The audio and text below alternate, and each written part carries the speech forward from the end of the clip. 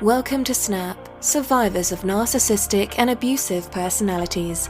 This educational recovery podcast is presented by Claremont Mental Health and Mandy Friedman, licensed professional clinical counselor. This presentation contains vital information for survivors of abuse. Topics include the spectrum of abusive personalities, targets of abuse, abusive relationships, and survivors in recovery. We hope this information helps you gain solid footing and clarity as you navigate your road to recovery.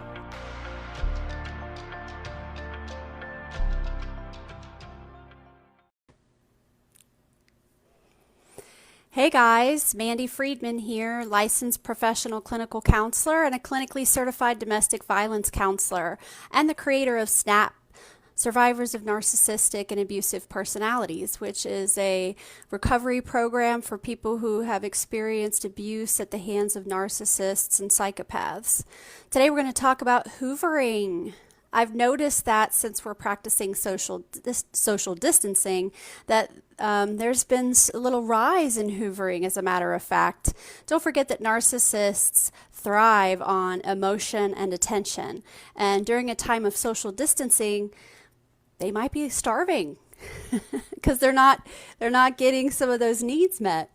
And so then they may start to get kind of creative with how they hoover, and also they might be circling back to relationships, past relationships that under normal circumstances they wouldn't, but because of the extreme circumstance that we're in, they're going deep on that list of possibilities. They're just they'll throw a net to see if you'll bite. Right?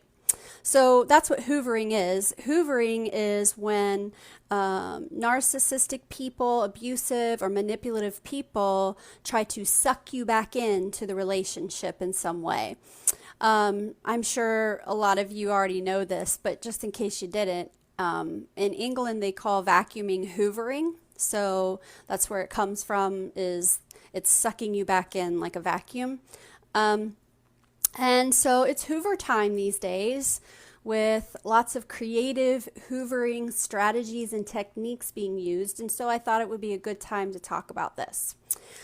So what is hoovering? Hoovering, like I said, is used by manipulative people that you're trying to set boundaries with, or that you have previously gone no contact with. So in other words, you've said, look, I don't want to have this style of contact with you. I would prefer that you text only. Or it could be, you're not speaking to the person at all. You broke up and went your separate ways, or possibly got divorced. So this person would have come into your life in a variety of different ways, and it doesn't necessarily have to be a romantic or intimate partner. Keep that in mind. This can be toxic family members or toxic friends from the past, but generally speaking, it's people that you have set boundaries with, or you have removed from your life entirely for whatever reason. And so there are different styles of hoovering. I'm going to talk about styles and techniques, okay? So some styles of hoovering would be straw man hoovering. Straw man hoovering is where they initiate the interaction almost with some sort of a mischaracterization or an accusation. They launch immediately into some kind of a conflict or argument, or, they might insinuate something. And then it puts you in the position of having to defend yourself or explain yourself or correct them, right? And the reason why I call it straw man is because they're essentially triangulating fictionally. They're drumming up a conflict that is not happening in this present moment, but somehow they're able to launch it almost through this like imaginary third person. And then you get drawn in to argue for that imaginary third person. So that's straw man style. That's usually pretty creative, and they're going to pull in other people, or they're going to accuse you of being a certain way, mischaracterize you, or of having done something that you didn't do. Another style would be the sympathy plays type style, where we're really trying to get sympathy from you. And there's a lot of different techniques for that, and I'll talk about that in a second. But just generally speaking, it's something that's going to pull at your heartstrings, or that's going to make you feel sorry for them or have pity for them. And of course, as empathic survivors, we do have sympathy for people, including people that have abused us. So you could see yourself, especially in these times, right, where people really truly are struggling, and maybe this person really is having some hardship. And we're in this like helping, caretaking mode, like, oh my gosh, I hope they're okay, because you really genuinely do hope they're okay, right? But what they're doing is they're remember, attention and emotion. Narcissism, let's just say that. Narcissism is fueled by attention and emotion. And so when there's a sympathy play that's used, then that is, the aim there is to be fed with emotion, and preferably sympathy, and interest. Then, now you have their interest. She has your interest piqued because they're, talking about something that happened that was bad, and now you want to know more, and so you might engage and ask a question like, oh, well, how did that happen? So sympathy plays are very effective ways that they will attempt at hoovering. And then, of course, there's love bombing. And love bombing is something that you'll see in the cycles of abuse during like the honeymoon phase of that cycle. It's also seen in the beginning of relationships during that manufactured soulmate stage. Or any time there's a need for a grandiose gesture to demonstrate, in a very public or grandiose way their feelings for you. And so there'll be love bombing with, oh goodness, love bombing with texts that talk about how awesome you are. They're going to love bomb you possibly with like links to different songs that you'll listen to that remind you guys of each other, sending you pictures from the past, sort of love bombing type things. Remember this when this happened. And let's see, hold on, I need to write something down real quick. This is the love bombing tactic. Sorry, just want to make sure that I'm organized with it. Okay, so yeah, love bombing is something that happens at the beginning of relationships, and then it happens during the cycles of abuse. And it feels really good. Love bombing is like the best drug ever, like for real. Who doesn't like to be treated that way, right? Super effective. It also has a neurobiological component where it's the love chemicals that start going off in your brain, which are those feel-good chemicals, and you start to then, kind of get disoriented about who this person really is. And then, like I mentioned, grandiose gestures. So grandiose gesture doesn't necessarily have to be love bombing, but let's say that, your parent that's abusive has, held on to an item that was yours, and they've been holding it out of spite, or, something like this. And maybe they'll wrap it up and like send it to you in like a gift box, and you open it up. I mean, I've heard stories of the target's baby items, that the abusive mother had held on to baby items related to the daughter, and as part of not hoovering, but as part of a grandiose gesture or demonstration of some sort, the mother sent the baby items to the daughter, in this like very strange packaging situation where the items were like hidden in drawers. It was, yeah. But I think that the narcissistic person in their mind thought that the daughter would get this item and start opening things. Oh, and then I remember this. And but it's a very grand thing that was done, right? So this is when they want all the attention. They want the attention of others while they're doing this gesture. Or it's just something that's disproportionate to the way they would usually do things. So perhaps they would normally be, they would be sorry, but they wouldn't necessarily say that they were sorry, right? So now this time, not only are they going to say that they're sorry, but they're going to sing it to you in a love song with a guitar, and like be silly and stuff. And it seems harmless and romantic, right? But your defenses are down. Look, he's being cute or she's being cute. It's so funny. But it's actually this like grandiose gesture. Where do we learn about grandiose gestures? Women, ladies in the audience. Where do we learn about those?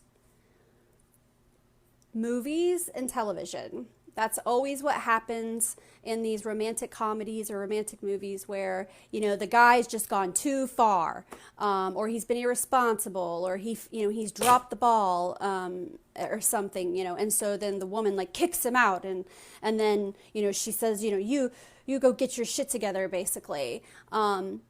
Go figure yourself out, or go grow up, or go get sober, right? And so then he's like, oh no, screw you, I'm not going to do those things. Then he wanders away, and now he's starting to think like, oh, I really do miss her.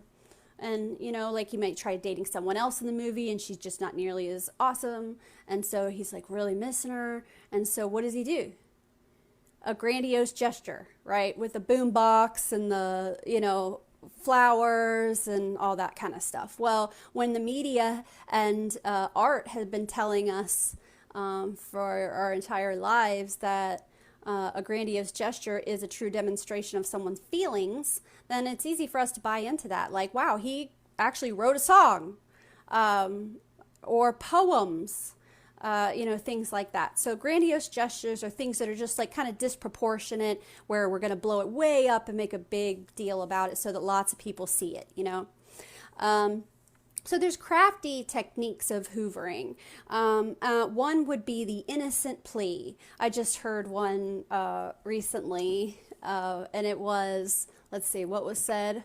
So this person, I guess they met at church possibly, or worshiping at the temple or wherever they go. And since now we're doing social distancing, those things are held online now in a virtual way. So this person, this relationship had ended, and in oddly narcissistic behaviors. Luckily, the target is very educated and informed and is fearless in confronting narcissism when she's dating people. Really cool lady. But anyway, she said that out of nowhere, he texted her recently and said, hey, was just going to church, meaning like watching church. So I was just sitting here on my couch going to church, and I thought about you. I hope you're okay. I mean, how innocent is that? I mean, he's at church and he's thinking about you, and all he wants to know is that you're okay. Who could complain about that, right? Completely innocent. So they'll come at it from a strategy of just, super benign innocence. And if anyone were to extrapolate anything different, it would make them look bad. Like, how could you even accuse me of being manipulative? I mean, don't you see the pandemic happening? And anyhow, like, we met in church. I mean, I'm clearly a good person because I go to church. Anyhow. So, there'll be like an innocent plea that puts you in the position of seeming like a real asshole if you call them out. Another one would be the health scare. Whoa, this is a good one. This is a good one for narcissistic mothers especially.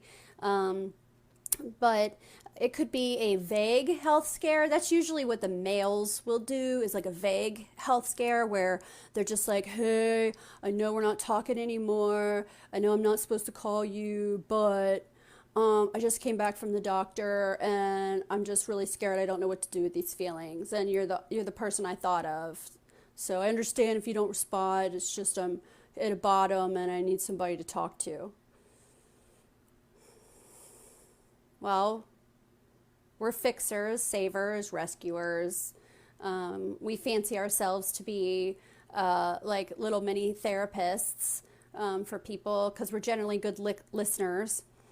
And hey, if the guy is having a moment, or let's say it's a mom or someone else, they're having a moment, and what it's like to have a moment, and maybe, really it would just be super helpful to that person for you to just say, hey, be there, for them.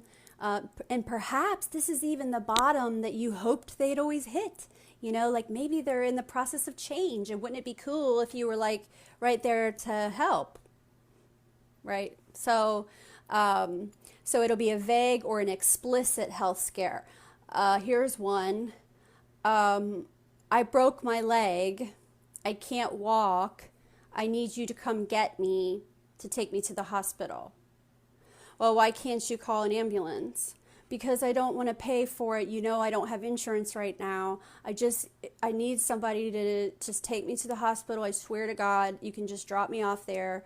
Have you tried calling somebody else? Yeah, I've tried calling everybody, and you're like, oh, okay, I guess I'll just go drive this person to the hospital, and then you show up and actually they're fine.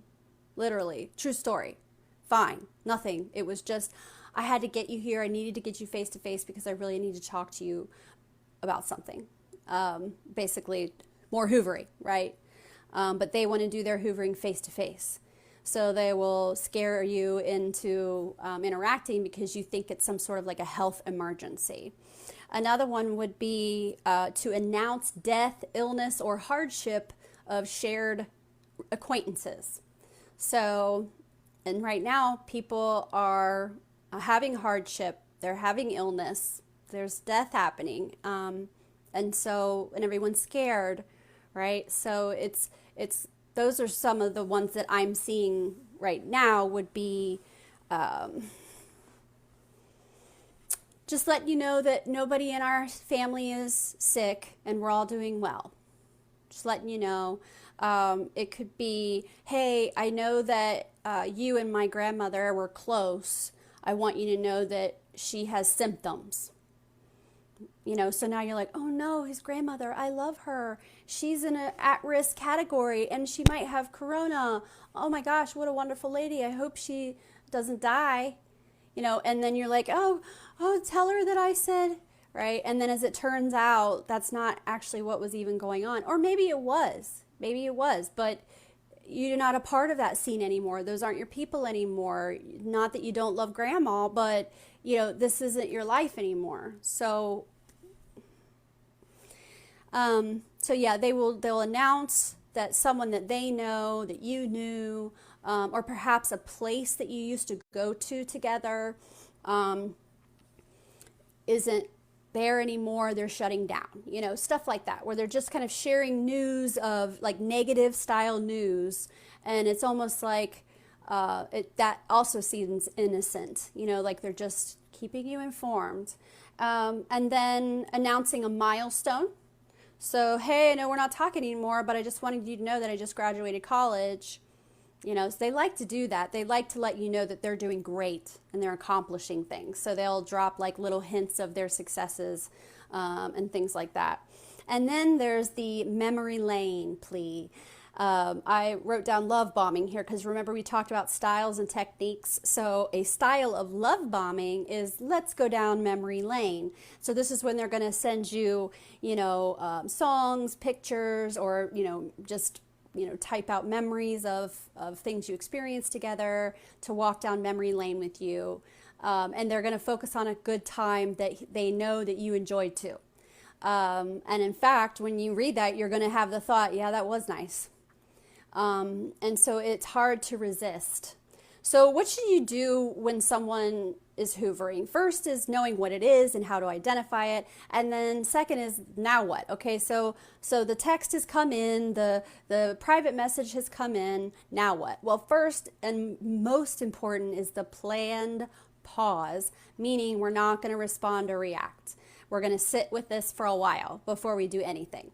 And something that you can do during that time, during your planned pause, is to get out that fact list. Remember, we've talked about this.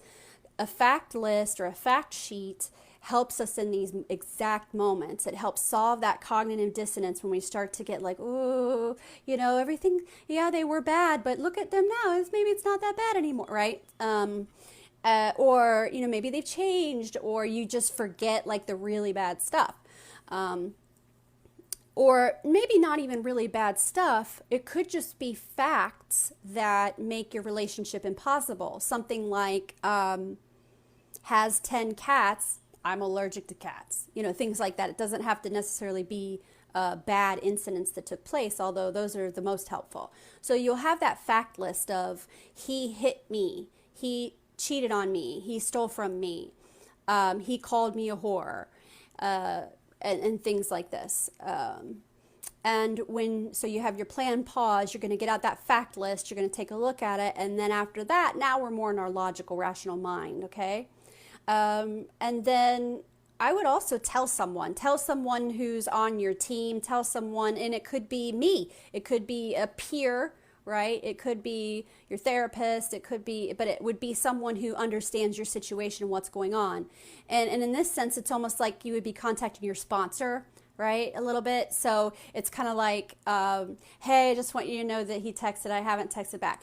I get those texts all the time from people. And then I get a screenshot of the text, like this, look, this just happened. And then we were together in that moment of not doing anything yet. And let's just think about it and sit on it. So tell someone, share it with someone who will hold you accountable.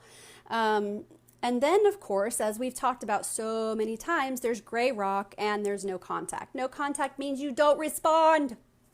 You don't respond. You don't, no matter what, no matter what.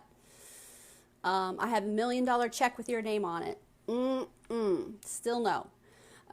So, of course, we just stick with no contact as the simple way. When I say simple, that doesn't mean easy. I said simple. It's not easy, right? It's just sort of the clean, simpler way to handle things. Then we have gray rock, of course, which I just did a video on gray rock and went more in depth about it, what it is and how to do it. And so you can use gray rock in those moments as well. If this is someone that you don't have a choice, that you really do have to respond, maybe it's the mom that you're not speaking to, but she also pays your tuition, that kind of a thing. And so then you'll just respond with, thanks for telling me. Or hope you're okay. Or thanks. You just one word, no information is exchanged. You've responded, and then what will happen is when it's not the response that they expected, they might lash out. So then we have to be ready for that. And if they're going to lash out, that's okay. Remember, you're a window. It passes through you. You don't internalize it. And in fact, I get a little smile on my face when that happens because it's like, oh, there you are. Yeah, I almost forgot for a second. Duh. Okay, never mind. And then you feel better because they just showed behaved badly. I think that's all for Hoovering today. I'd like to also urge you to sign up for our SNAP classes. It talks about all kinds of stuff related to narcissistic abuse, abusive relationships, abusive people, and recovery from abuse. And that also will connect you with our SNAP coach, Jen, a SNAP recovery coach. So it's a system that we use in tandem with coaching to help people get through, manage, navigate, and then recover from this style of abuse. So if you're interested in learning more, please private message me, or you can email Jen at claremontmentalhealth.care. Have a good day.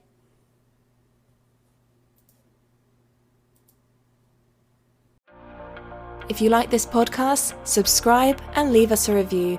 Find Mandy Friedman, LPCC, CCDVC on YouTube and Facebook.